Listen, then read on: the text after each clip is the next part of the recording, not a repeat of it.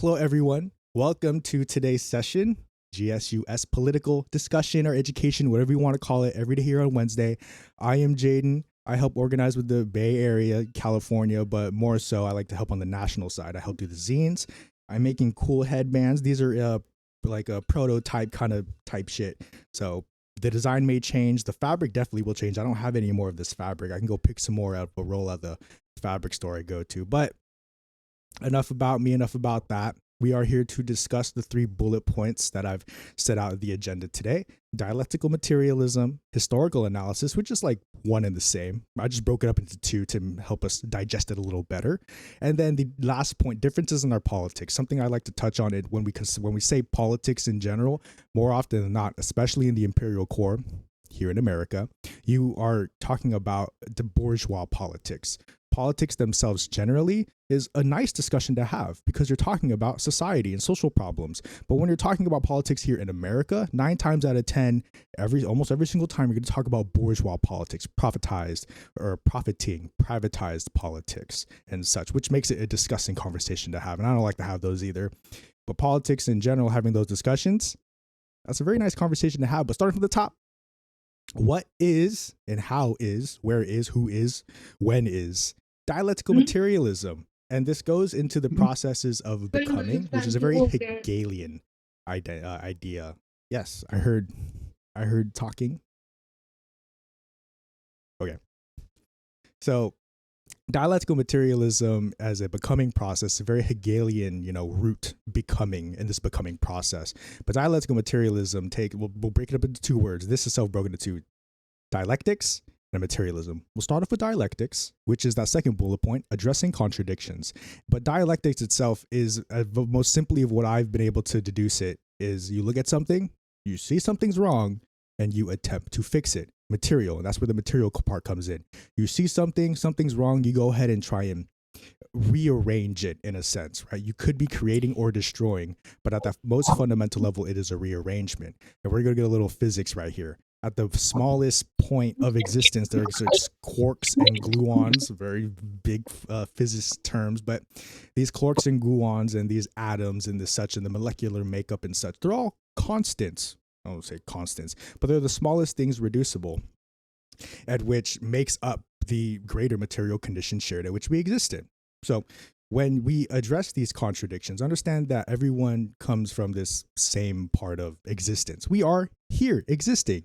You're existing, I'm existing, this headband's existing, my water bottle exists and such. And this is the base of materialism, understanding that things exist. Materialism and the material condition shared is not procured from consciousness, not procured from your ideas and thoughts, which is the materialism part. Dialectics address the contradictions of the material to help us better understand why things are the way they are. Contradictions is a kind of a big girthy word to intake, right? And to address itself when discussing and having these types of conversations. And I like to use the word becoming because becoming is a more forthcoming word that we can use. It's a little easier to digest. So when I say becoming a dialectical materialism, everyone becomes, right? Everyone ages and everyone does it by second, years by years, decades by decades, or whatever. And everyone does this becoming process, and the becoming process is a constant change in the individual. Dialectical materialism tells us that things are not sitting at a constant, right? It may look like this phone on the charger is just here sitting static. It looks like it's unchanging, and it does not look like it's like doing anything special. But the phone itself is undergoing a changing process, a becoming process. You may not see it, but this phone case is deteriorating. Given enough time, you will see its material effect in our perception of the human scale, right? On much, much smaller scales like that, molecular and gluon, this atom size scale, you'll see the deterioration much faster, much bigger on a larger scale. But to us, it looks static. And that is a perceptual fault to the individual human. Hello, that is us, we the human, have a perceptual fault when it comes to understanding the material condition. Everything exists in this constant state of change and decay. Same thing with this headband. I just stitched this. It's going to last me a while, but it doesn't last forever, right? Metal rusts, water evaporates, things change form. When they change form, that is because not of its initial inherencies, what you might think, but because of the material condition and the forces upon which act upon it to make it change and such. So when we talk about this dialectical materialism, this becoming and the addressing of these contradictions, we're basically just saying that things change all the time for a reason. And it is this reason at which we extrapolate from our big words, our discussions, our understandings, and our extractions of what makes a thing, right? So I like to go with, where's my mug? Oh my God, I don't have my mug with me. Oh my God. It's on the dish rack. Okay. So I'm not going to use a little mug example, but I have my phone here, a material object. But how did this come to be? Right? Especially with the case itself. The case and the phone are completely separate items. So we'll just talk about the phone itself. Where did the phone come from? Right? And understanding its historical process, kind of digging into the second bullet point. But this will help us understand how things become, how things are. Right? Phones are just made just like that. They just don't pop up in the Apple store or another, phone store, a T-Mobile or whatever. They don't just pop up in a regular, cellular device. Things become through a material process. Phones were constructed either by hand or by a machine, of which the machine was made by hand. So indirectly, all things are made by hand. So this microphone, right, probably constructed in part by a machine, but also by hand. But going back to the phone, you understand that things become. The phone itself didn't exist always in this state. Even remotely true. Oh, yes. Oh, I guess I'm not remotely true. But don't worry, we will trek on in this discussion, in this conversation. So when we talk about the phone, right, when we talk about how things exist and are, things come together in this becoming process. But enough about becoming. They come together. The parts of the phone, the motherboard, or the chip, the screen, the camera, all of the functions and the components of what makes the phone all come together, rearranged in a particular way for you to get this thing, right? Especially with the charger and stuff, which itself undergoes a process of all these components coming together to make the experience, to make the phenomena that occurs, right? So the phone itself, complete and compact in everything that it exists with us, all thrown at us. And this is where we get into that. I gotta go. Okay. See you later.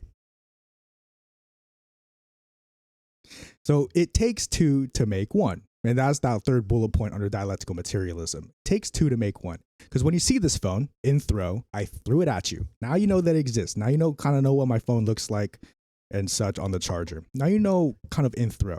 Well, I described a little bit about the parts coming together, the chip, the camera, the screen and stuff. That was a forwarded understanding.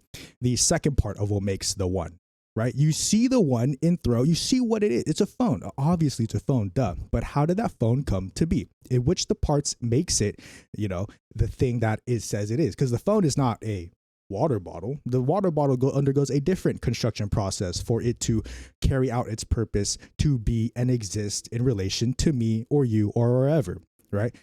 It takes two to make one, to understand that things thrown at you exist with either a history and a reason that it exists, to help you better understand why something is, right, within your immediacy, in your material condition.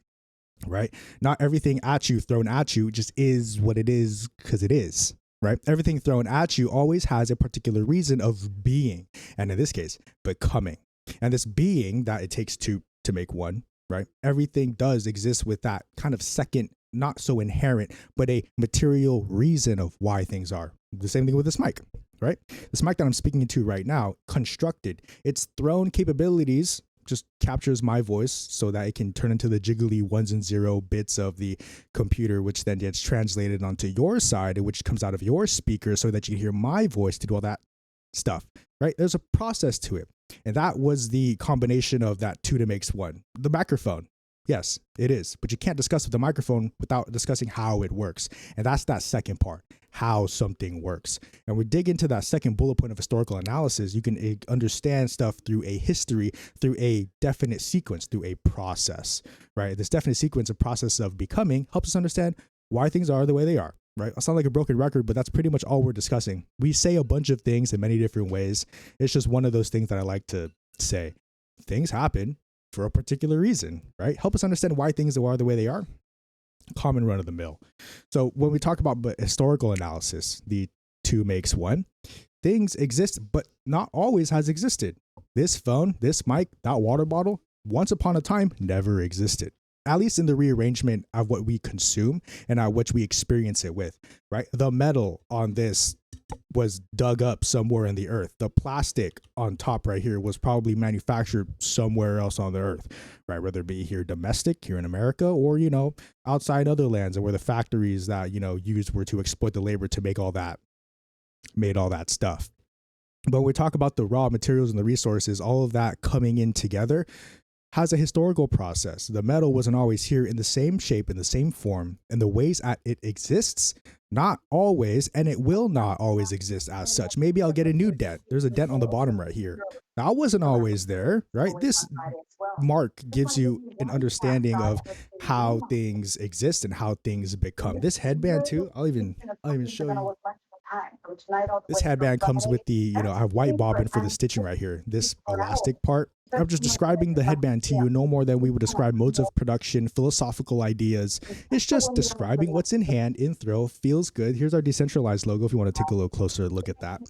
And I'm just basically describing what it is to you to forward your understanding of what a thing makes a thing to be a thing, right? Here is the object thrown. I'm not going to say anything about it. That's the one. You see it, you clearly see it and understand it. You could probably piece together if I didn't tell you if it was a headband. It's a headband, right? But then me going into that description and understanding it and being more present with this object gives you that second part to its identity, which then makes the one, right? So now you can better describe this to people. Let me see if I do this without knocking out my earbuds. Hold on, bear with me now. Okay. So now that you have this, general understanding, this historical analysis, how things become to be, this was made in 2 pieces of fabric with an elastic, and then I embroidered the design, right? We are no more describing just the conditions in which we exist in, just in particular ways, right? And then when we describe capitalism in such ways, and in the ways that we do it no more than we describe the headband or the phone or the water bottle. Capitalism is, then you name your reasons, X, Y, Z. Oh my God, I'm losing train of thought. Can you please put yourself on mute or leave? Oh my gosh. So when we talk about these abstract kind of concepts, we do it in the same ways and when we describe material things, which helps us better understand why things are the way they are. When you hear capitalism, boom.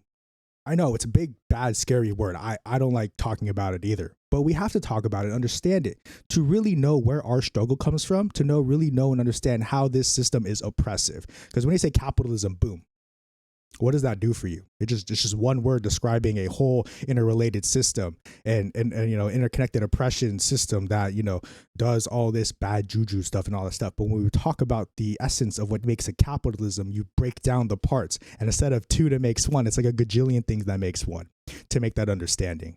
Right? Especially when you talk about your isms, your ideologies, your philosophies, when you're talking about abstract concepts like power and hierarchy. When you talk about these things, you are removing their material existence and placing them in an ideal construct for which you to elaborate on, which is dangerous. Right? Taking your concepts into the ideal realms in space removes them from the restrictions, limitations of the material condition of which bound our existences by.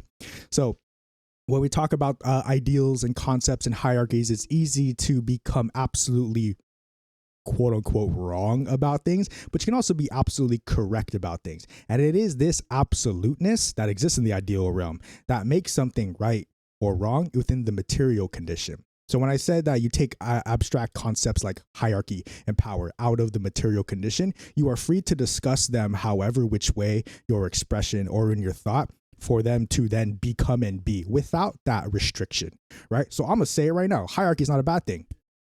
Okay, I'm sorry. I lied. That's a lie. That's a straight up lie. But notice how that I just said that, right? That obviously was not true. Hierarchy is a bad thing. Boo, boo. But it's in the ways that how which we use that hierarchy. And this is where we get into that discussion, that understanding of the historical analysis. In which ways have hierarchy has been used, right? Of which we know it to be bad. Right? Murder, bad, boo, don't kill people. But we know in which ways murder has been used for it to be justified, right? Death row, justified. Okay. Well, I'm not going to validate any sort of system here which this, the US government uses, but in the ways at which people use the phenomena, right? Like executions versus murder, whether it be organized hierarchies or a dictatorship or authoritarian, right? Totalitarianism, the different types and the ways and applications of the hierarchy and the power, right? It's in the which and ways that we use it. If hierarchy is used to further the liberation movement of the people, do a hierarchy, because that is what it's being used for. If the hierarchy, of course, is used for the continued oppression of the working class and any other oppressed classes, boo, down with the hierarchy. But that's exactly how the capitalist system, the American U.S. hegemonic system, uses hierarchy, and for the broader most part of most other capitalist countries, right? Using that hierarchy in oppressive ways. Now, there are ways to use hierarchy in appreciative, non-oppressive ways. It's just that so many of those, rearrangements still infringe on the individual rights living in that. There needs to be made concessions, understandings, basic, extrapolations of the system at hand for which the individual contributes and exists in, for it to be quote unquote okay, right? But when we talk about hierarchies and these powers, note how I did it myself. Abstract concepts, absolute, removed from the material condition shared. These discussions no more, interesting than another one. But talking purely about strictly abstract and, concepts of the ideal realm that's entirely theory, not so very interesting, which is where we get that love for that dialectical materialism, where you actually grab and grasp these ideas into the material realm to see exactly the contradictions exposed from implementing and applying that into the material condition. Should the material condition, give us and propose a synthesized version of our, extrapolations, our exertions, materializations, then we are to study this rearrangement of the material condition, that second bullet point. The rearrangement of the material condition is just that literal rearrangement, how the material condition exists for us to, experience life. So this historical analysis helps us step-by-step sequence, understand how things happen. So we are very smart creatures. We the people, we know cause and effect pretty well. This does that, right? If I get water, I get hydrated. If I get food, I stay healthy, depending on the food, right? But when you get food, healthy, water, hydrated, and all that, when you have all of these, processes, sequences, you understand how to puzzle piece life together. And it more so becomes like a string and such. So in this subsistence, the water, the food, the shelter and stuff, all of which makes the living, I would say canons of living, basically just how you live as an individual, right? Take that whole entire concept of you needing to have all this stuff, now apply it to a mode of production, the distribution and production processes of a society at which creates those needs for the people in society. Now, this happens in every mode of production. People create stuff, then it gets distributed. In capitalism, people create stuff, and then it's paywalled. It's privatized. When capitalism makes stuff, you have to have money for it.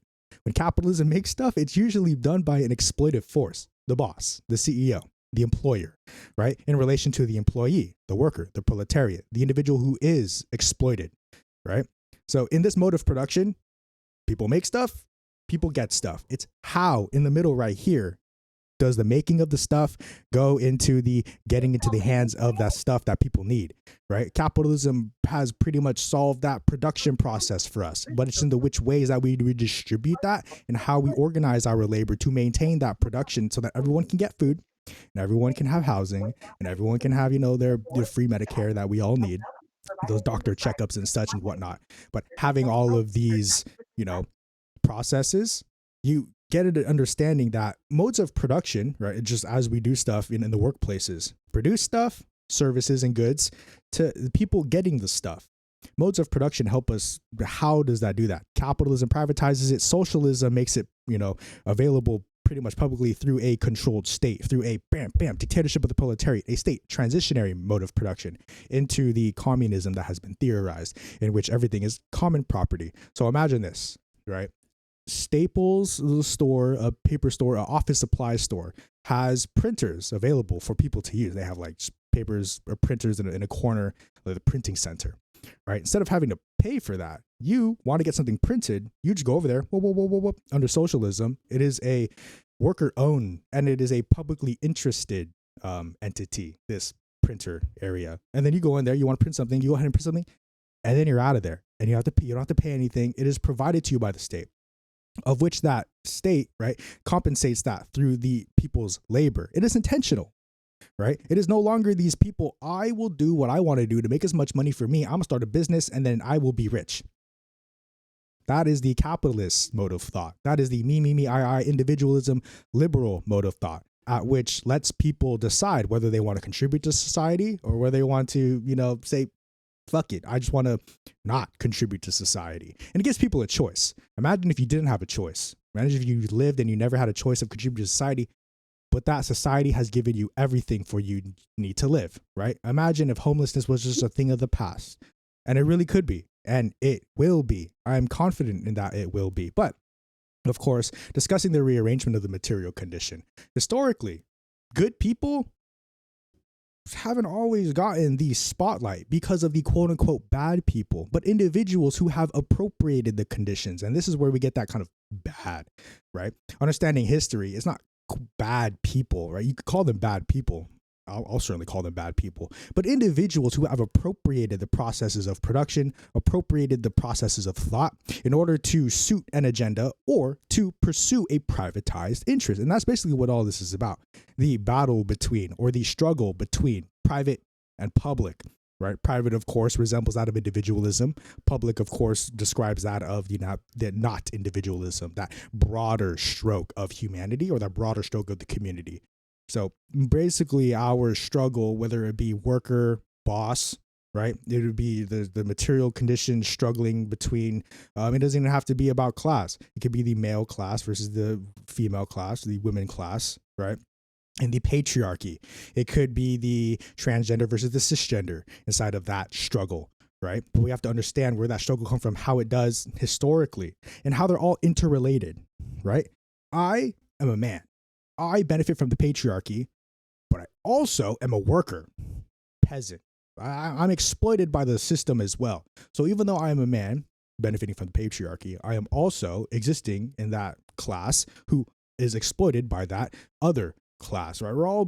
This is all the interplay of exploitation, but understanding how that exploitation affects the material lives of individuals helps you understand where people, I want to say place, I don't want to place anyone inside of a particular group or class, but in relation to one another. And that is the discussion that, we like to have. Talking about the relationship discussed, because we have to take it by case by case. You can't just say that guy is a conservative. Boo, bad. I know some conservatives. There's some really good people. They do some good people for the community. But ideologically, those individuals still believe in X, Y, Z and such, but their practice and their praxis and their helping of the community says otherwise, right? So we have to understand through the intersectional relationship and the relationship that people live, the lives that they live, right? They may be some sort of like lightweight bigot. Personally, I don't like talking to some of these people, but the work that they do, that's some good shit for the community. People fed, people slept, people bed, people, all these great things, and helping the community at large is really what we're striving for. Materializing those structures, those networks for us to, of course, build that mode of production. Last week, we talked about survival programs. In this sense, when you're building up that community, and especially pending a revolution, you talk about this community building. You actually engage with the people in your surroundings, whether it's your farmer's market, your local owned stores, or small business owned stores and stuff like that. But the community and your locals, building the relationships personal to you, not just the relationships here, right? With my little glowing green box and all the boxes are here, right? But this is also a nice space to build community. When we talk about the rearrangement of the material condition, this itself in the box, not so material, right? This is an online space, not quite ideal, but of course not material. It is those relationships you make in the material condition that help rearrange it, right? A 20,000 person Discord server isn't gonna help people, stay fed and such. Now, the organization of which people do within it can help people get organized and fed, right? Through the connections made here on this server, and of course servers abroad, online in general, have helped people get connected to resources that people would have otherwise never found, which is a very good thing. This is why we're here to organize online and in person, right? This is a portal for us to, envelop ourselves in, to learn, grow, and discuss, for us to then take that praxis, to take that understanding, that learning, that knowledge, that language into the material conditions shared so that we can help develop and further our liberation as the working class. Now, with the discussion of the working class, our differences in politics, and of course, talking about the material condition people in those politics. Well, this discussion will help us understand the different types of politics, I guess. At the very beginning, I said there's a difference when we're talking about politics. But here in the imperial core, when you say politics, 9 times out of 10, it's going to be bourgeois politics, privatized politics, profit-based motive politics. And the politics, of course, itself as the word, as I've broken it down, just my understanding, right? Take it with a grain of salt. Politics no more than just the materialization of a particular philosophy, and the philosophy of which, of course, is that mode of thought. And that mode of thought, of course, comes from the material condition, right? Because you wouldn't know what to think if you never presented to it or presented, with it. If you never saw a XYZ, you will never think of an XYZ presented to you in the material condition, which then creates the mode of thought, which then materialized becomes a politic, right? Notice that historical sequence, that analysis, that step-by-step process, right? From the material condition at which absolute, we then derive consciousness, we then derive a thought, we then derive thinking and such, which is, of course, influenced by the material condition, of which that rearrangement of man's thought and his will, man's will and man's exertion, materialization, ability to move and rearrange the material condition, like the sound I'm going to make with the phone. Can you hear that? I don't know if you can hear that. Hear this? Okay, probably couldn't hear any of that. But I was just making sounds. That was a particular rearrangement of the material condition, just me doing stuff, and then you experience that, right? I like to do this little crude example of materialism just to get people understanding what I'm talking about. Just imagine a T-Rex right behind me. Didn't see it, but I saw it. So that makes it not so material. All of that stuff in my head and all the stuff in our other heads are ideas. Ideas of which, when materialized, rearranges the material condition, then becomes a particular politic. When talking about the grand scales of like communism or anarchism or socialism or liberationists or stuff like that, it is particular rearrangements of the material condition coming from a particular philosophy or a particular mode of thought. How someone thinks makes and layers the actions of how someone does. Right. So from this understanding, it makes complete sense of why bourgeois individuals and, capitalist lining individuals hate minorities.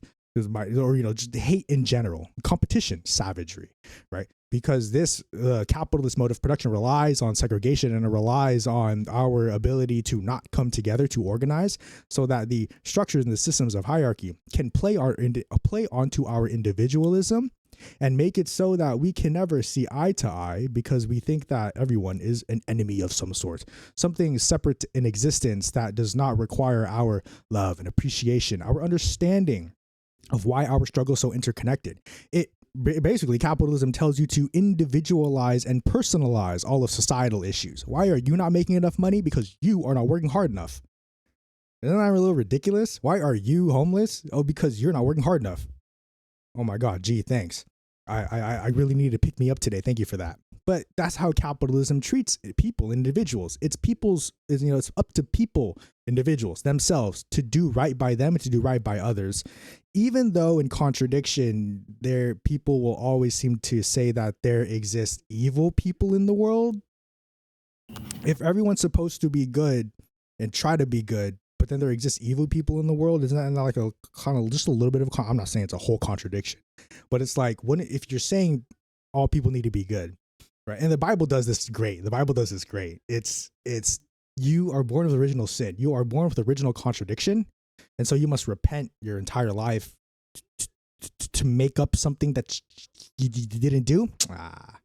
We can get into a lot of discussion later, but we're talking about our politics and bourgeois politics. Like, I say 9 times out of 10 here in America, that's where most of the rub, the discourse, that misfortune and conversation occurs. Forgive me for learning how to read and write and speak English, but I just did not want to engage in this conversation because it is bourgeois politics. When you're talking about bourgeois politics, you're talking about that privatization of a particular phenomenon, right? Healthcare. Bourgeois politics basically just says privatize healthcare. You want to publicize it? That's an op. That's a contradiction to my rights to oppress you.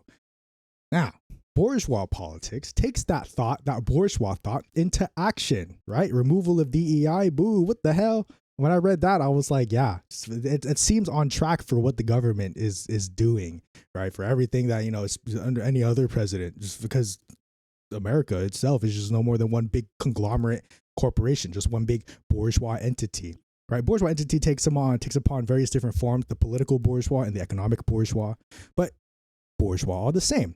Ruling class ideology, all the same, of which does not regard, and this is back to that private versus public, that there's no regard to that public interest, of which the public is appropriated to appreciate the private interest, right? So notice how people are born in the world in a private enterprise, because healthcare is a private enterprise. They're born in a private enterprise. They are sent to public enterprise, public-private, because the state itself is still a private entity. Public schooling to then go to a private, because college is not public unless it's a community, right? Unless it's paid for by the local county or state. But 10 times out of 12, you are going to get into a college that is privatized, where you have to pay a tuition normally, whereas where you have to do all of these things normally to get into one of these things, right? Maintain good grades, have all your requirements. It's not a public institution should you have requirements. That's discriminatory, right? And it's supposed to be a facade of the merit-based work system. Good grades, good college. People cheat. People can cheat, and people do cheat to get into those colleges. Now, the fact that individuals cheat, just playing the system in game. But understanding that entry and level itself is barred, not a public institution. And moving past that, college, you go to college and stuff, and outside of college, the private institution, you then enter into another private institution called a workplace. And that workplace then demands of you and requires of you particular labors of which you said that you could do in your job description for little to no proportional pay to what you are owed, right? I'll guarantee you, should you be working now? I'm not. I'll say it right now. I'm unemployed, right? But I work for the people. Ooh, I fix cars. I make money when I can. But so when you work and you have a paycheck, right? I'll bet you 10 times out of 10 that paycheck is undervalued for what you actually owe. But the bourgeois politician will tell you that profit is for the business owner because he risked everything to start that business. Now you better be appreciative of that business owner, so that because he gave you a job. You see that guy? You see this guy, big business guy, the CEO, makes billions of dollars. He made those billions of dollars because he gave you a job, because he materialized all this capital. Not really, but he made all this happen for you. So you should be grateful. Anyways, what a disgusting thing to think and say about that. But that is bourgeois politics in a sense. It is that individual liberties and rights. It is that I did all this. And I always come back and say, did the Walmart CEO actually ring up every single customer in the country? Did that Walmart CEO actually stock up and help stock the shelves, not just in the front, but in the back as well from unloading? I don't think so. I didn't really think so. And that's not what happens. And that is where that discrepancy of labor comes in, right? That one CEO, the one person and constructed all of those Walmarts. That one person constructed all of those Krogers and all of those Safeways. And the one person who extracts all of that surplus value from the workers did all of the work. Think for a second. Think, did this individual actually put into the work? You'll run into individual bootlickers. I won't even call them capitalists. You'll run into individual bootlickers who will tell you that no, this is just an investment on future opportunity to extract profits. Excuse me. We are talking about the current present day now, right? Of which the material condition concerns themselves to be of pertinence. In your bourgeois politics, you do not regard of the personal of the public. You regard the personal of the private, of which then drives your profits because I want to do this for myself and such.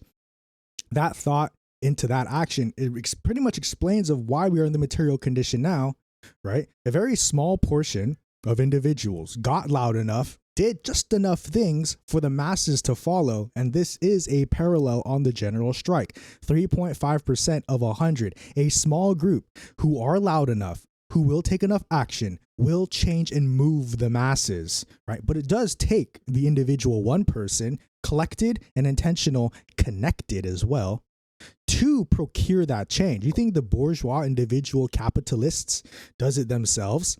Right? There's an interconnected play of the systems of imperialism and capitalism globally, abroad, and here domestic, nationally, right? All of these forces come into and play with each other, maybe not so intentionally, but do so within a network that helps us see how these forces, right, come to play in our society, right? Primarily that of the privatized interest versus that public interest. When people advocate for these social reforms and these laws and these policies, right, we want the government, a public-private entity to provide for the public. However, if there's a controlling interest, and there is, the owners of production, which is that controlling interest, controls every other apparatus, oh my gosh, from that production. So the state comes from a productive process, and that productive process is just people come together, decision-making body, and then people do stuff. A policy has been set out for people to do stuff, right? In your ownership of production, in your ownership of the means of production, you also own that, producing of that policies. So it is the individual bourgeois owners of production who also own the state, who also own that political apparatus, right? We call that the state. A sort of, I would say, hierarchical, now it is a hierarchical form of power, and where a government issues a policy, a bill, a demand, or whatever, a law, and then it becomes. Now, it's only as serious as the military force behind, or the enacting force behind that state, of which America got a pretty banging fucking military. I mean, like, it's incredible, not incredible good, but incredible bad. It's horrible. It's absolutely horrid how the mass and scale of this militancy, this occupancy force, this absolute, terror of American propaganda, right, comes in and establishes themselves to enforce the law, right? Military, not just Greens, but also Blues, because that is an oppressive force, right? America, and it's military, the police force as well. But all in one of the same. Call the military outside of the states, call it police here in the states. It's pretty much the same thing, right? People with guns enforcing a particular policy, of which enacted by a particular individual who has a vested interest in their privacy or in their private interests, right? There's no public interest when it comes to abetting and, taking care of the elite, as you would say, in this private circles, right? So I'm pretty much yapped out, and I like to do this forward to back. So we'll talk a little bit more about bourgeois politics, the differences in our politics, right? And then we'll go back to historical analysis and then dialectical materialism, and then we'll wrap up nice and smooth. I see it is about halfway. So we talk about bourgeois politics, but when you talk about bourgeois politics, you also can't, not mention the proletariat. Notice how I say there makes two to make one. Bourgeois does not exist without proletariat. Socialism does not exist without capitalism. I do not exist without water, food, shelter, subsistence, and all that stuff. If I stop and cease all of that, I too stop and cease existing, because that is what maintains and persists my existence. So when you talk about bourgeois politics, right, your privatized, your profit-based motive politics, you are erring on the side of discussing proletariat politics. And this is the good side of politics that I like to talk about, because a politic, as we've been doing the entire time, could be community building. Community building itself is a politic. You can discuss with individuals politics, and it doesn't have to be brash or raisin. It doesn't have to be any of this like, ew, gross, you're talking about. That's not for the dinner table. Keep that. I don't talk about politics. Politics are just, in this sense, in the material sense, is a social phenomena, right? And whether you want to privatize or appropriate that social phenomena, or you want to publicize and appreciate that social phenomena, that is politics. So proletariat politics is worker-sided politics. It's that, hey, I don't care how much profit we make out of this product. It's good and dandy. I just want to know how our workers are getting paid to make that product, right? How are individuals getting paid? How are our vendors getting paid? How are the work conditions inside of the workplace, right, being paid for or being organized so that we can produce safely, produce effectively, and efficiently? Right? That is the type of politics you discuss. When we talk about bourgeois politics, you're trying to cut every cost to ensure that your profits rise and your labor costs go down, and all of your raw material costs go down. The cheaper you can pay for wood, the cheaper you can pay your labor to make the chair, the more profit you can extract out of that chair at the point of sale. As the businessman's interest, right? Your privatized individual's interest. Proletariat politics does none of the sort. We don't ask whether or not something can be, made for a profit. We ask whether or not it can be, either be sustainable, whether it be actually practical to our use, the material condition, or whether it be actually be used, the practicality, right?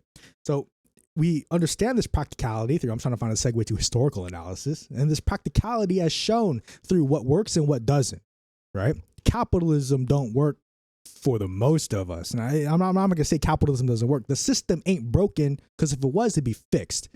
So the system ain't broken. It may be broken for us, broken in the sense that we're supposed to have, society help us, right? Provide for us and housing and food and such, because we have the capacities to do that because of that industrial revolution period. Well, because of that machine building process.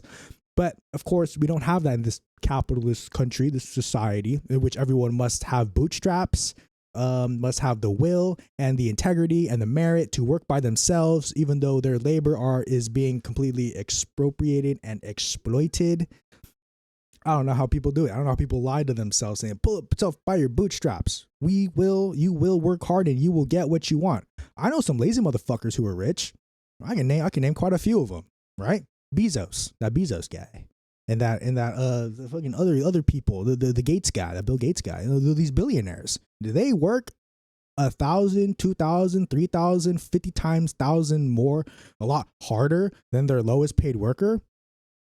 Now, I'm not going to say that they are and they aren't, but that is basically what we're getting at in historical analysis. Does this CEO actually amount up to all the merit that they claim? 10 times out of 10, they're not, right? So how does someone get up into that position to make all of that wealth? Do you think the individual CEO billionaire actually labored themselves, made enough products, sold, right? Managed the system $1 billion worth? Ask yourself that, right? $1 million? Yeah. I'll say yeah. People can manifest, materialize $1 million within a lifetime from their labor. I think it's entirely, but that's all relative to the economic scale. Right. But I'm saying that there's no abundance so great an individual can have that deprives from other individuals. Having $1 billion somewhere in one person's bank account deprives so many people of living conditions, standards, rights. Right. So having all those $1 billion concentrated is not just a figure in a bank account. It's not just profits made and attained. It also is the second that makes the one oppression that causes that exploitation of labor that causes that billions of dollars, right? You may see $1 billion, right? You may see someone with a massive amounts of wealth. That's the one to describe the one. The second was that oppression, exploitation, extrapolations of that surplus value, unpaid wages and stuff for the laborers, right? 2 makes 1. That's a clear example of it. You may see someone in opulence. You see someone with absolute grandeur. You see someone with an absolute, so much money. You're like, wow. Don't think to yourself, is that guy so successful? Think to yourself, wow, that guy's a fucking dick. I would not want to be friends with that person. And don't be friends with anyone who says they want to be a billionaire. How do you make $1 billion, right? That's a real question to ask. You don't just say, I want to become a billionaire, make $1 billion, make so much money. How do you make $1 billion? Well, you can first ask yourself, how do you make your money now? Right? I would say the very little scraps of what you're given versus what you're owed. How do you make your money now? Through your labor. Now, individual petite bourgeois or bourgeois individuals themselves do not sell their labor to make such. They own labor. That's what it is. They own capital. This is the owning of labor to procure the profits. So it's you making that one paycheck of which, right, you go and sell your labor, you put yourself, in position, you do all this job duty stuff that you're supposed to do. Then you get paid, payday, woo, love to hear it. But then you have this individual, not your direct supervisor, but, your boss, you could say, a manager, right? Sometimes not your direct manager, supervisor. Those individuals still rely on the paycheck, just like you, individual proletariat who sells their labor to rely on subsistence. When I say boss, I'm talking about the actual CEO, board manager, your stock people, the people who literally own capital, who literally own stakes in the company at which you work. Yeah, those are your bosses. Those are your decision makers of the workplace, right? Those are your monarchies and your monarchs, your kings and queens inside of the workplace. Because what rights do you have in the workplace besides the ones that were given to you? Any other right you don't have. Right? When it comes to free speech inside of your workplace, you can get fired for saying stuff. That's a monarchy. That's an infringement on your rights. Takes 2 to make 1. When you have a freedom, right? Where does that freedom come from? Especially here in the United States. If you have a freedom of speech, how were you given that and how is it maintained? How come no one comes in and, just infringes on that right? You can say it was the police. You can say it's someone else. But understanding the broader U.S. hegemonic,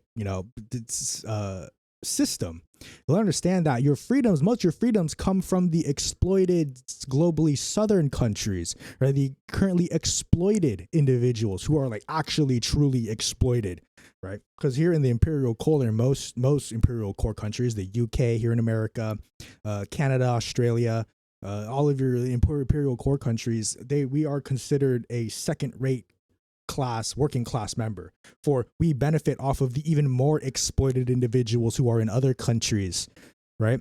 So instead of us bitching about $15, $20, $25 an hour, some people in the world aren't even making that much. And of course, relative to the economic standing inside of that country.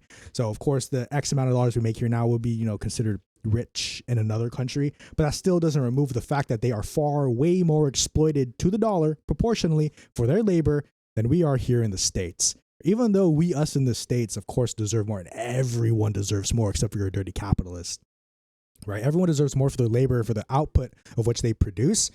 The actual labor and the profit comes from outsourcing. And why do you think jobs leave America? Labor here is expensive, right? People want an entitlement, not just because they want, because the material condition itself is expensive, right? This is why you don't have any manufacturing jobs, but what you have, I call pseudo-productive jobs, right? So pseudo-productive jobs like marketing, if you're in a marketing team, I would say it's pseudo-productive. Doesn't mean that your position isn't worthy of, liberation, but understanding that position can only be possible because of the existing systems of oppression and exploitation that, house that entire process. So you may be at this point in your marketing job, you're whatever, can't think of another word, just still marketing, versus the actual people who make the clothing for that marketing in another country, right?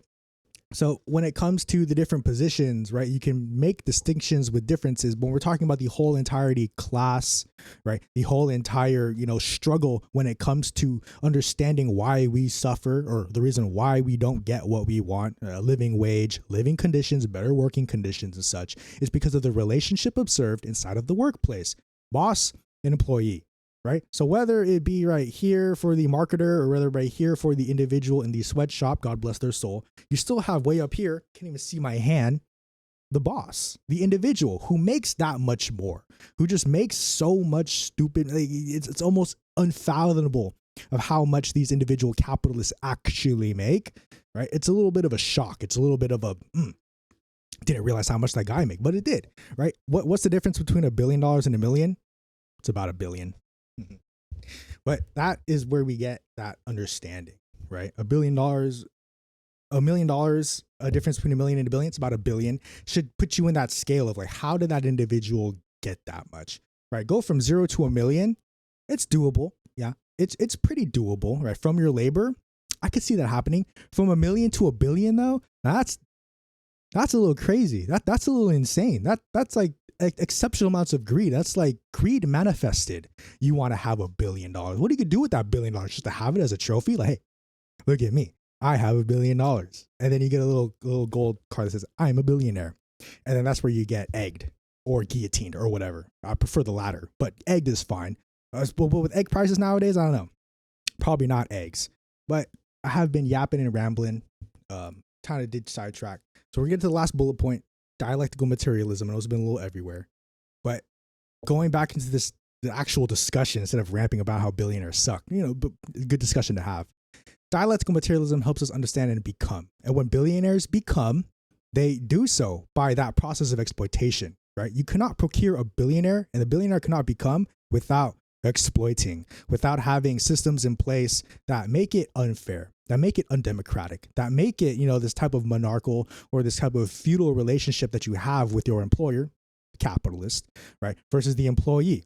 So when people become, and when we don't address the contradictions of a billionaire, billionaires are running rampant nowadays and everywhere. People think it's okay and normal for there to be billionaires, right? For people to be having so much wealth. It doesn't even have to be a billionaire. Right, just having so much wealth in proportion and in relation to other individuals living in their immediacy, kind of, if you're not at that radical point where it kind of pisses you off, right, we'll get you up to that point. But that is what you should elicit, that, that feeling where it's you see someone with this opulence, so much wealth, and they choose not to help people who are struggling, it's kind of like, you really do embody that kind of sort of individual liberties and rights. Like, you really do think you have the right to have all of that wealth and not share it, right? It's a lack of empathy, I would say. It's a lack of, it's anti-intellectualism, but more so it's that lack of empathy, that anti-empathetical type of vibes, the feel that no longer having that connection with other people because you think of yourself so different. And it is having that much money to your name and embodying it that makes that difference, right? You say if someone has a gajillion dollars and they say, I am a gajillionaire, that automatically separates you from other people who don't have a gajillion dollars, aka a majority of people don't have a gajillion dollars. So this separation, of course, right, can be helped by the good old guillotine or that just sharing of wealth, of course. But it all goes down into this choice, right? Into this choice of whether or not to have or not to have. And this goes into that Rousseau's, Descartes, Enlightenment period philosophers or liberal thinkers or libertarian, classic libertarian type of me, I, natural liberties, I think, therefore I am type shit, right? It's where you think and understand that the world is for me to just be whatever it wants it to be, right? I will make the world whatever it wants to be. And this is idealism. This is not dialectical materialism. Dialectical materialism understands that the world exists as is. It is the material condition of which we are inhabitants of it, right? Of which we spawned and come from the material condition. We ourselves become in it, right? I'm assuming most of us and all of us were born in a hospital, right? How did that hospital come to be? Right? How did those nurses get the training and those doctors to perform that labor? And of course, your mother and father, the birds and the bees, of course, to then make you, right? Think about these processes when you're going about in your life. Think about all of the different things thrown at you, literally at life, and understand how did they become? How did that one thing that's, blessing with my eyes come to be? When you see an ad, right, thrown at you, it's not just whatever is selling to you, right? Think about the people who made it, people who sat hours behind a screen to edit it. Think about the people who actually thought of the idea first before it even became an ad for you to see, right? There's someone out there who does all that stuff, and it probably is their job to do all of that, right? So what time is it? Oh my God, it is 1 minute after. Sorry for keeping you guys for 1 minute after. But of course, dialectical materialism, just understanding how things become, two makes one. Just think and ask questions and observe. So I know we've been in and out losing some people, but this does conclude. Sorry if it was abrupt. This session today. I'll go on just a little bit, but if you do need to go, I don't want to hold any of you. I'm not here to hold any of you. Sessions are recorded. Yes, we're recording. Oh my God, I thought it wasn't. And so they will be posted up on YouTube on Friday. So if you did miss it, ended up coming in and out, and you want to capture the whole thing, you can do that. That will be uploaded. And of course, our other previous sessions will be uploaded there as well. So thank you so much for joining us, right? Again, I am Jade, and I help organize with the national side, Bay Area, California, help do these zines. I'm prototyping some headbands for us to wear. So if you are in this little thing right now, you do have a potential to get one of these. I know, right? Well, I'm not making any promises though, but thank you so much again for joining. I'll talk a little bit more after I take a little bit of a drink, but if you need to go, please go. Any questions, type them out, come off mute, and then I'll take the drink right now.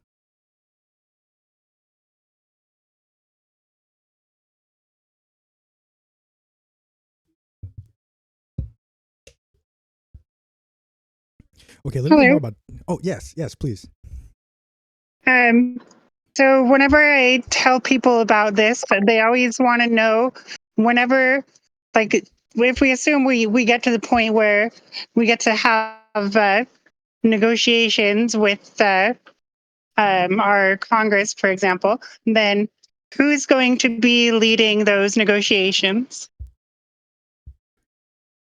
So I'm going to talk about the strike. So we do have up to that point getting our demands. Our individual leaders of their respective oppressed classes is the best if I understand it. So it's not just any one appointed individual now. At this point, we don't have the infrastructure to strike nor to demand demands. So therefore, we don't have any one particular or any one individual to construct and craft those and make that demand as a spokesperson for us.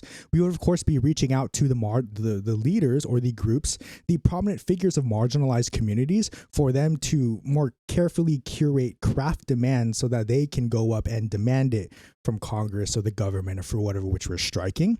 So right now we don't have anyone, and that's intentional, it's on purpose because we're not at that point yet, right? We're working in different phases, but when we are at that point, we will have the leaders or these groups of marginalized, oppressed communities who will come together, craft demands, which will be, be our spokesperson for demanding or for the strike demands. Okay, how do we decide who those spokespeople are going to be, though? So we do that with, So, like, I'm trans, for instance. I don't know who the speaker for the trans community would be. Yeah.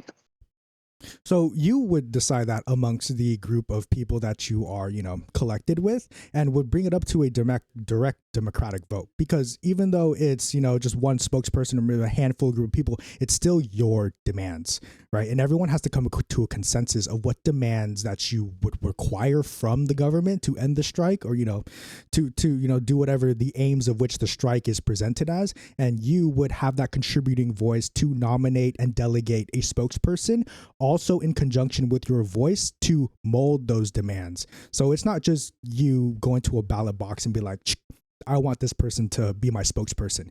You will be in these conversations and these groups with your fellow trans people, thank you for being here, to make those demands. So it's not just one person now. You will have the opportunity to nominate and delegate whoever that person, the marginalized community, will be able to speak for you, because of course I'm not here to speak for everyone, right? So you would obviously have that choice to nominate, delegate that spokesperson for your group.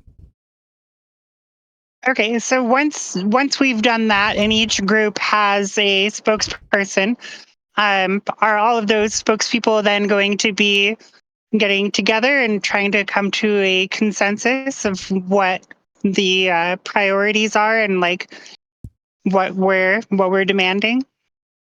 Yeah, more or less. So I will imagine that people coming into your the group leaders coming in having a consensus, I would see there's more of overlap of rights and demands that would be presented. But what I imagine how it going is you have your group, your individual leader, the nominated delegate for your demands and your strike demands, to have them just be there as a part of the group, the representation. So you will have a subsection of a particular group demanding certain things. You'll have another group who has a spokesperson delegated demanding certain things, but we will have an umbrella of most of the, strike demands as a whole organization.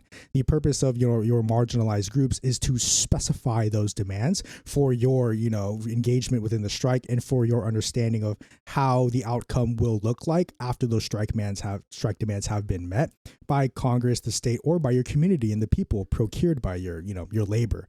So when people could come together as group leaders to consolidate some demands, but it's important for, of course, each individual marginalized group to come and procure the demands themselves and stand by it.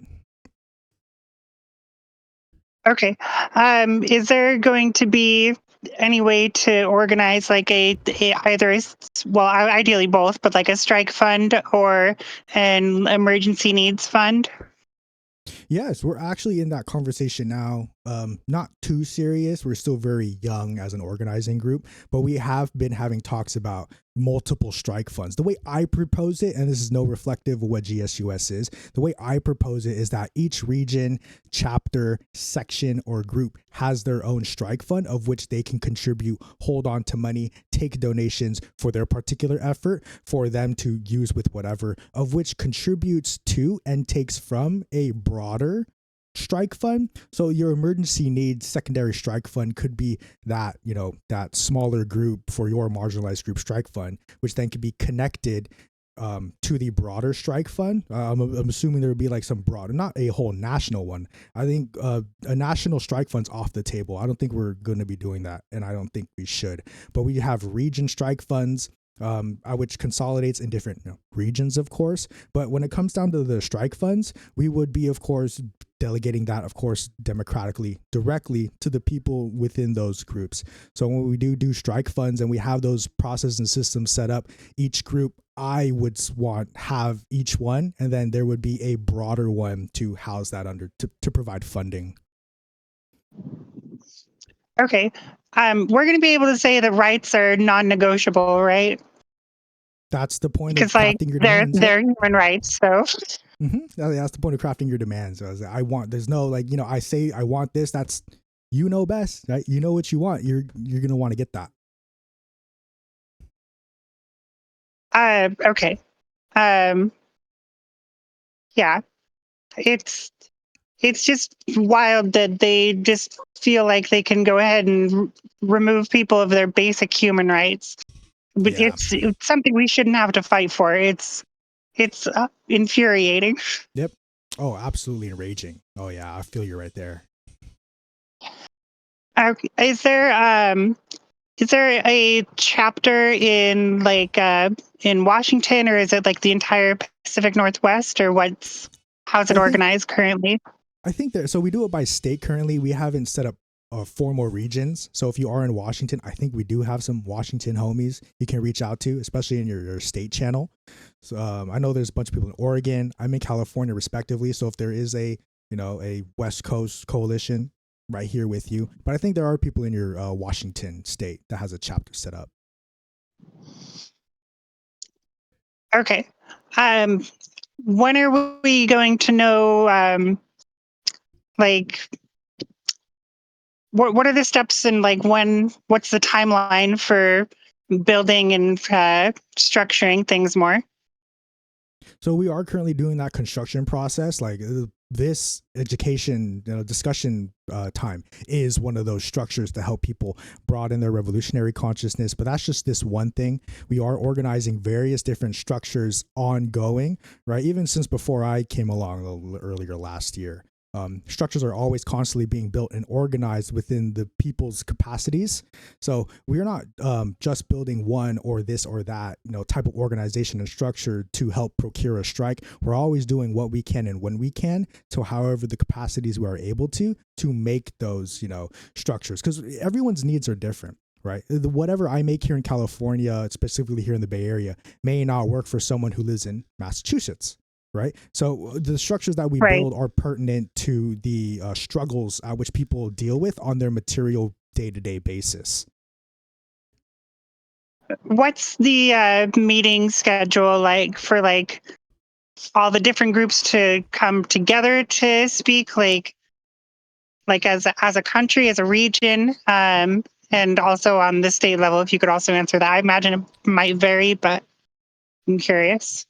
Yeah, so it varies, but it's also up to the organizers in each state, right? So I haven't set up any California statewide stuff because of the stuff on my plate. But if someone were to come and organize that, just have the volition of themselves to make that happen, we would all coordinate around it. But when it comes to regional and state level meetings, we have a couple. We have the coalition meeting. That's a national considered meeting in a couple weeks, actually. And then we are organizing states by a need basis, right? So whether there's a bunch of people in a state who are disconnected, we can, try and organize a meeting for people to get connected. But it's on a need-to-need basis for the states. Nationally, we have sometimes our meetings on Sundays, welcome meetings, and then our coalition meeting once a month. So we're slowly rolling out national meetings, but states themselves are on a need-to-need basis. And as you said, it varies between the states. Okay, because for this to really get a lot of traction, I would feel it's necessary to have weekly meetings at all different levels. Yeah, and it is ideal, right, as you said. Just in order to do a successful endeavor, it's going to require, at the very least, weekly meetings. Yeah, and that's what we're building up to. Before, we didn't have these discussions. Before, we didn't have the weekly meetings. Before, once upon a time, there was no coalition meetings. So you're now seeing in real time the structures being built which to help ease those, questions and demands. So you're catching us at one of those times where, we are in that process of making those meetings, making those designations, those times and discussion points. But of course, we're not at that point, and that's what we're building towards, right? I would like to have every state to host weekly meetings, chapters specifically to get people, get troops rallied to help us understand our needs on the the chapter to chapter basis or state to state basis. But yeah, we are on that way to getting those state weekly meetings. We're on that track. Okay. Is there an FAQ somewhere where I can look up in case there's another random question that's not coming to mind at the moment? Don't worry about it. You can check the website. That's the only place I would know for an FAQ specifically. Let's see if I can pull up the resources link, because that's also because something. the website seemed pretty light. Yeah, the broader your material gets, the more general your questions are. That's not it. I almost posted the wrong link. That's a dead link. But yeah, the broader your organization gets and the message you're saying, the more general the questions you're going to have. So it's not really going to be like specific, like questions like right now. Like you're speaking with someone who's, meddled within, GSUS for a while. So luckily you caught me. I know just a little bit more than what the website knows, but this would be a good resource to look into. It may not answer all of your questions, but it answers most of the questions that I would have about that. Okay. Could you DM me the name of some people who might be also useful or maybe even better to talk to? Yeah, I can DM you some names. I'll ping you. Are you in the Washington chapter? I can ping you in that state channel. I'm not sure. I was doing it on my phone and I selected Washington when I was doing it. I'm not sure if that put me in the Washington chapter or not. I did because I wasn't able to go in there and verify that it did. So I'm not sure yet. I don't use at least historically, I don't use Discord on my phone a whole lot. That's changing these days. Oh yeah, you're good. I'll ping you, so then it actually comes up as a notification. You just tap on it, and then you're brought right there, and then it'll show you where it's at. So I'll DM you some names, and then I'll ping you in your state chapter. Okay, thank you. Of course, I love having these questions, right? Even if it's not politically related, it was still political, and it was great questions. So thank you for being here. Everything's political. That's life. Oh, yeah. So I did see a question. Well, thank you. Oh yeah, Lisa, 1,000 strikers a day, about 10 years, which is about right. Your math is correct, but the math changes. I remember when the strike card was only 50 a day. Now that would have taken I'm not gonna do the math, 1,000 years. I'm not gonna do the math, but I remember when it was 50 a day. Now, recently, just about a month ago, it was like 6,000 a day, like 7,000 a day. So it fluctuates depending on how much the strike card is being shared within your community or with the people in general across social media, which is why we have a social media team, which is where we're getting that consistent kind of, numbers, 1,000-ish a day, 800 kind of. But doing it strictly based off the 1,000 strikers a day, strike cards, right, kind of misrepresents the movement as a whole, which is fine. A lot of people do it. And I used to do it, right? Seeing that number, ooh, that's kind of low. We're not going to get it in time. But the growth, I would say, is exponential, right? We went from 150 to almost 250, 100,000 in 3 weeks. Versus the 1,000 strikers that we have now, right? It fluctuates. So your $1,000 strikers a day signing the strike card is a correct assessment for 10 years at that specific level. Now it would be different if it was 50 a day, if it was a once before. But it also could be that 100,000 in a week or a couple of weeks, right? That we had about a month ago. So, right, your math is correct, but the math can change, and it depends on how loud we are and how vocal, like, in the force that we share this strike card that we are with. So yes, math's correct, but math changes. Or more precisely, the slope changes quite a lot over time. Yes. Depending on what's going on. Yes. Right, Someone and just say, what do you maybe mean? we can talk more precisely about, what to do to get to other high slope parts of the graph. And I suspect that just the state level servers you used properly will help quite a lot. Just state and local groups being able to organize more effectively and onboard people more easily. I don't know, Yep. that could take a lot. And then there's event days, event days bring in a lot of people. Yeah. The biggest that jump from like 150 to 250 was indeed in fact a reaction from Trump's inauguration, right? So the weeks after the 10th, the 11th, the weeks after bleeding into February, that was when we got a whole bunch of strikers, because that was one of those big events where it's like, oh my God, this guy is fucking inaugurated. I must do something. And it is that push. And it is that, that feeling of I need to do something that gets people signing the strike card. So we'll have our different lows and slopes, but we'll have last year it was October 7th, Palestinians, then it went down.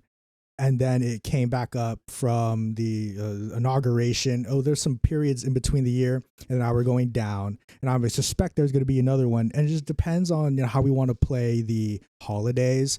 I know Day's really big on playing the holidays, like May Day coming up in a month. So it's just playing with when people are most active and when people feel the most, action within them. Which, speaking of which, we should be prepared, to hit the ground running if God forbid, and when God forbid they do something really dramatic with Medicaid Social Security. Because I think for a lot of people that's going to be the last straw of, oh my God, we can't rely on the state for anything anymore. What the fuck do we do? Yep. Answer, mutual aid. Answer, mutual community organizing. Like, yeah, answer talking to your fellow peoples, right? Instead of relying on that corporate interest, that corporate entity. exactly. It's just showing up and asking, what do you need? How can I help? Without any strings attached, I guess. Yeah. And actually trying to start a time banking project I soft launched last week. So just a little bit on time banking. So instead of using dollars and currency, you would imagine that a time bank uses time to get services and goods. And so I bring up the example. I'm a mechanic. I fix cars. I've done it for a while, not as long as other people, but I'm pretty comfortable with the car. I can do oil change anywhere. I have a jack and the tools in my car or my little van to do oil changes anywhere. And all I would need is the part. I usually supply the parts too, to make it 100%, free as service, just strictly time for the people I help in the time bank for oil changes. It doesn't cost anyone a dime to get an oil change from me, right? Depending on, the parts and stuff, but you really only need an oil and a filter. And so the time bank comes in and gathers people with skills, like as for me, of course, an automotive mechanic, to people who actually needs the skill. In this case, the repair, right? Because what sounds more attractive, $800 car bill or 2 hours of time credit at a time bank, which those 2 hours could have been used in your skill or hobby. So let's say you like to sew or mend for 2 hours. I can fix a car in 2 hours, depending on what it is, right? And the time credits are exchangeable, like 1-to-1. So my 2 hours of fixing a car for $800, right, in their market economy could be about $300 of sewing and mending in your 2 hours in a formal market economy. But those two services are exchanged 1-to-1 because of the needs, right?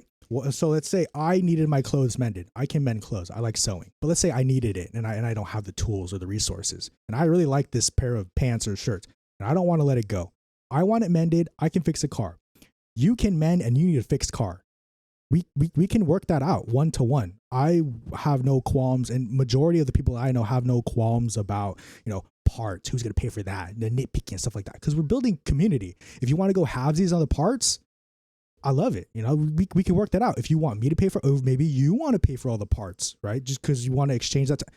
However, the organization, however the transaction comes out in a time bank is completely up to the people in that time bank, especially in that interaction. So whether I pay for all the oils and parts and stuff, maybe someone else pays for the oils and parts and stuff, right? So, but the idea of time banking is to alleviate your need on the money to get the stuff that you need, your services and goods. So look out for that. It's a kind of a big project because I'm trying to encapsulate the entire national as an online time bank to do this. I do this in-person time bank and it's much easier because you're actually seeing faces. But to do that technologically on the national online scale, online time banking is kind of hard to get in there. But looking out for that, looking for mutual aid opportunities as we go. So, and that's one of them. I'm very interested in the time banking idea, by the way. I don't know how to plug into that, but yeah, I'm neurodivergent, chronically ill, PhD chemist, can't do the jobs that I'm supposed to do because they're not fucking accessible and I don't fucking want to do them. And I have lots and lots and lots of skills. Oh yeah. That I'm happy to share. And you know, a few little things where it'd be helpful to be able to draw on somebody else. Like I need a dry cleaner and I don't want to go deal with the regular market. Yeah. You know? But what I was wondering while you were talking about that, you said something about hour credits. You know, Yeah. is it a system where like you can track your hours and so like I spend 2 hours mending Lisa's clothes and then I can spend my 2-hour credits having somebody else fix my computer kind of thing? Is it going to work that way? Yep. Every hour is 1 hour of whatever you do. Then you can get someone else's 1 hour to do whatever you want them to do. So it's all time credits 1-to-1. Right, but it's not 1-to-1 in the sense that like the person who does my dry cleaning, I have to be the one to fix their computer. Yeah. Right? Like it might be that somebody else fixes that person's computer, right? Yeah. So it's the 1 hour 1-to-1 by the 1 whole hour, the 60 minutes that pass by. Whatever contains within that 1 hour is up to the individual to determine, is that worth my 1 hour? And that's how a time bank works. Gotcha. Yeah, I really want to see that happen. Oh, I'm really trying to make that happen because time banking does two things, especially with GSUS. And I've been analyzing this kind of problem for the last year, ever since I joined. It's people's accessibility to change, mutual aid. People have no avenue online, especially to help make material change in people's lives. And the strike fund as well, because time credits can also be used as part of the strike fund to help mobilize time bankers in their local areas to make material change while they get compensated for it. And, you know, the compensation is secondary, but it's always nice to have something material that you can take out of that exchange, right? That isn't money. And I hate money. I don't like money. This is why time banking is so attractive to me, right? Using your time credits, using your labor, using the tools at which you have to make material change, and then just not worry about the currency, because you get it as you do. For me, the repair for the half hour I'm in a job, I just gained half hour of time credit. And then when I'm done with the whole thing, I get the 1 whole hour. The way of the future. Yes. It's like getting paid as you go. It'd be completely detrimental if that happened today, right? Most people work, they get paid $50 to $100 a day. Don't quote me on that. But imagine if you got paid every single day. You walk out the doors of your workplace and you got handed a 50 every single day. How gone that would be? I would gone.